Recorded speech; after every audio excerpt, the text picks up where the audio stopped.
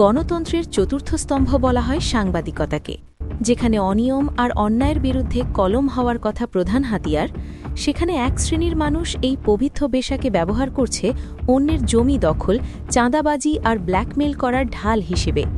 মিরপুরের সাধারণ মানুষের কাছে আজ এক মূর্তমান আতঙ্কের নাম দৈনিক খবরের আলো এবং এর কথিত সম্পাদক আমিরুজ্জামান ওরফে মাখন। সম্পাদক পরিচয়ের আড়ালে তিনি আসলে কে? সাংবাদিক নাকি সংঘবদ্ধ অপরাধী চক্রের হোতা? আমাদের আজকের বিশেষ অনুসন্ধান মুখোশের আড়ালে মাখন। বিস্তারিত এসএম জীবনের প্রতিবেদনে। দৈনিক খবরের আলো নাম শুনলে মনে হতে পারে দেশ ও দশের কথা বলে এই প্রতিষ্ঠান, কিন্তু অনুসন্ধানে বেরিয়ে এসেছে এক ভয়াবহ সত্য।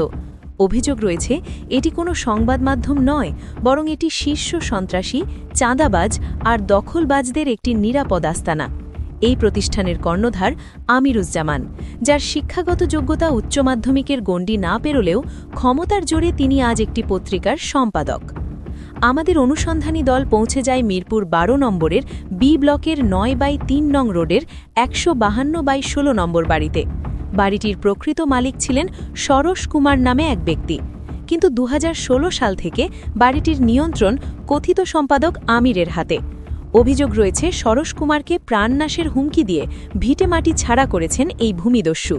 বর্তমানে সেখানে চলছে তার কথিত চাঁদাবাজির অফিস। দখলবাজির নেশা এখানেই থেমেনি। মিরপুর নান্নু মার্কেটের পাশে 5 কাঠার একটি দামি জমিও নিজের কবজায় নিয়েছিলেন এই আমির। 2024 সালের জুন মাসে সেই বাড়িটি তিনি গোপনে বিক্রি করে দেন। অনুসন্ধানে জানা যায় বিকৃত অর্থের একটি বড় অংশ গেছে স্থানীয় সাবেক স্বৈরাচারী এমপি ইলিয়াস উদ্দিন মোল্লার পকেটে। ইলিয়াস মোল্লার নাম ভাঙিয়েই মিরপুর জুড়ে দাপিয়ে বেড়াতেন তার পালিত ক্যাডার এই আমের ওরফে মাখন। পেশাদার সাংবাদিকদের কাছে সাংবাদিকতার আদর্শ বড় বিষয় হলেও আমিরের কাছে এটি ক্ষমতার সিঁড়ি। মোটা অঙ্কের টাকার বিনিময়ে এবং অবৈধ প্রভাব খাটিয়ে তিনি নিজেকে মিরপুর প্রেস ক্লাবের সভাপতি হিসেবে ঘোষণা করেন। কিন্তু এই প্রেস ক্লাব নিয়ে তৈরি হয়েছে ধোঁয়াশা। মূলধারার সাংবাদিকরা একে বর্জন করেছেন, অথচ আমির ও তার দোসররা এই প্রেস ক্লাবের ব্যানার ব্যবহার করে রাজনৈতিক নেতাদের সাথে প্রতারণা করে আসছেন। এমনকি 2026 সালের নির্বাচনের আগে বিএনপির মনোনয়ন প্রত্যাশী 3 জন প্রার্থীকেও এই চক্রটি মিথ্যা আশ্বাস দিয়ে বড় অঙ্কের টাকা হাতিয়ে নিয়েছে বলে অভিযোগ রয়েছে। ত্রয়োদশ নির্বাচনে তারা 3 জনই পরাজিত হন। আমিরের অতীতের দিকে তাকালে দেখা যায় তার মূল ব্যবসায়ী ছিল মানব পাচার এবং চোরাচালান। অভিযোগ আছে শামীম সেনা নামের এক প্রবাসীর কাছ থেকে 26 লক্ষ মূল্যের স্বর্ণ আত্মসাৎ করেন তিনি। ভুক্তভোগী যখন তার কাছে টাকা দাবি করেন, উল্টো তার নিজের পত্রিকা দৈনিক খবরের আলোতে তাকে নিয়ে মিথ্যা সংবাদ ছাপিয়ে ব্ল্যাকমেইল করেন আমির। তৎকালীন পল্লবী থানার ওসি নজরুল ইসলাম ঘটনার সত্যতা পেলেও আমির চতুরতার আশ্রয় নেন। তার অফিসে লাগানো সিসিটিভি ফুটেজে একটি সাজানো নাটক রেকর্ড করে তিনি সেই ফুটেজ ব্যবহার করে পুলিশের বিরুদ্ধে অভিযোগ দেন। প্রাণের ভয়ে শামীম সেনা দেশ ছাড়তে বাধ্য হন। পল্লবীর আলোচিত মাদক ব্যবসায়ী শাহজাদিকে নিয়ে সংবাদ প্রকাশ করে আমির, কিন্তু সেই সংবাদ সরিয়ে ফেলার বিনিময়ে দাবি করেন মোটা অঙ্কের টাকা। টাকা পাওয়ার পর মুহূর্তেই নিউজটি গায়েব করে দেন আমির। পরবর্তীতে শাহজাদিকে বিএনপির ত্যাগী নেত্রী সাজাতে ভিডিও রিপোর্টও করেন তিনি। কিন্তু শাহজাদি যখন আইনের জালে ধরা পড়েন, তখন ভোল পাল্টে আবার তার বিরুদ্ধেই নিউজ ছাপেন আমির। নীতি নৈতিকতাহীন সাংবাদিকতার এর চেয়ে নিকৃষ্ট উদাহরণ আর কি হতে পারে?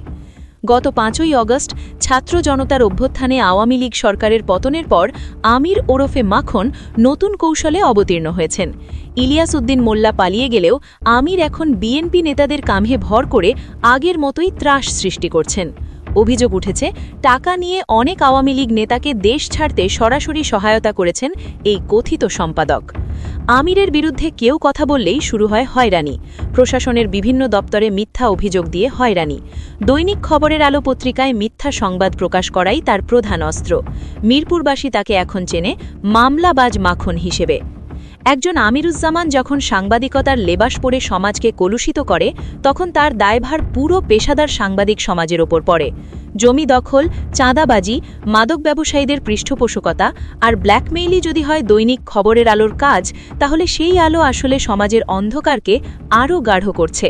প্রশাসনের কাছে মিরপুরবাসীর একটাই দাবি, এই ছদ্মবেশী সন্ত্রাসীকে আইনের আওতায় আনা হোক এবং সাংবাদিকতার এই কলঙ্কিত অধ্যায়ের সমাপ্তি ঘটানো হোক। দর্শক, তথাকথিত সম্পাদক আমিরুজ্জামান ওরফে মাখনের অপরাধের যে ফিরিস্তি আমরা আজ তুলে ধরলাম তা হিমশৈলার চূড়ামাত্র।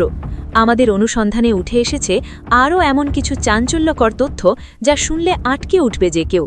কিভাবে এই আমির সাধারণ মানুষকে বিদেশের নাম করে সর্বস্বান্ত করেছেন, তার অবৈধ আয়ের উৎস আসলে কোথায়, আর কারা এই মাখন সিন্ডিকেটের আসল খুঁটির জোর।